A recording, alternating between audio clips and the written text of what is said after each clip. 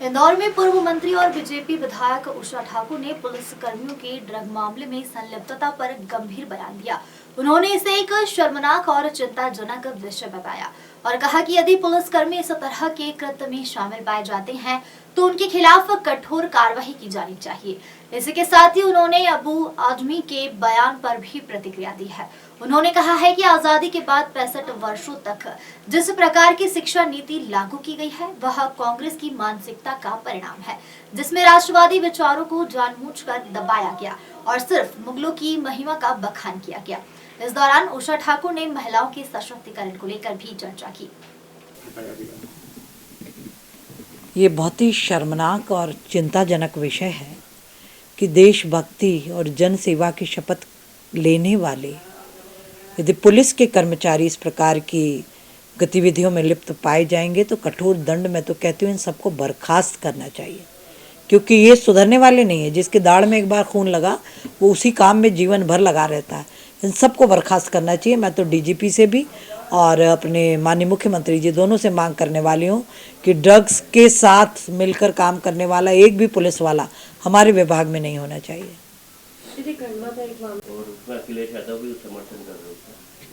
देखिए, आज़ादी के बाद पूरे 65 वर्ष जिस प्रकार की शिक्षा नीति कांग्रेस के संरक्षण में पूरे देश में पढ़ाई लिखाई गई, एक अबू आज़मी नहीं है दोषी, उसकी मानसिकता, ये पूरी कांग्रेस की दोषी मानसिकता, कुत्सित मानसिकता, इस देश की एकता अखंडता को तोड़ने की मानसिकता और राष्ट्रवादी पीढ़ी तैयार ही ना हो ऐसी शिक्षा व्यवस्था बनाने में कांग्रेस ने अपनी महत्वपूर्ण भूमिका निभाई।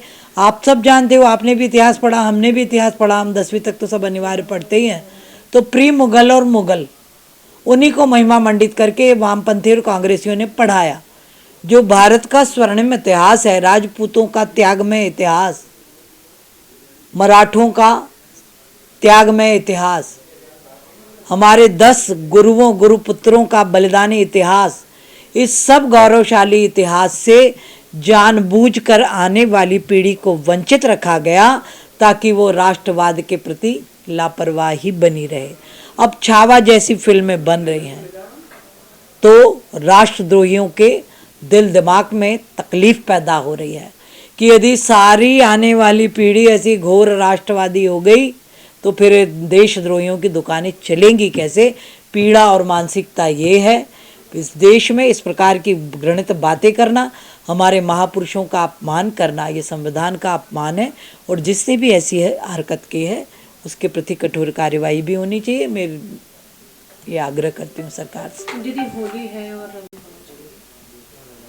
अंतर्राष्ट्रीय महिला दिवस 8 मार्च और महिलाओं के सशक्तिकरण के लिए बहुत ही समर्पित और संकल्पित भाव से यदि किसी ने काम किया है तो राष्ट्रनायक नरेंद्र भाई मोदी, हमारे कर्मठ मुख्यमंत्री डॉक्टर मोहन यादव जी,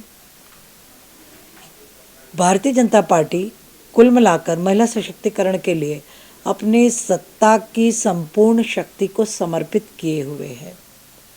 50% स्थानीय निकायों में आरक्षण,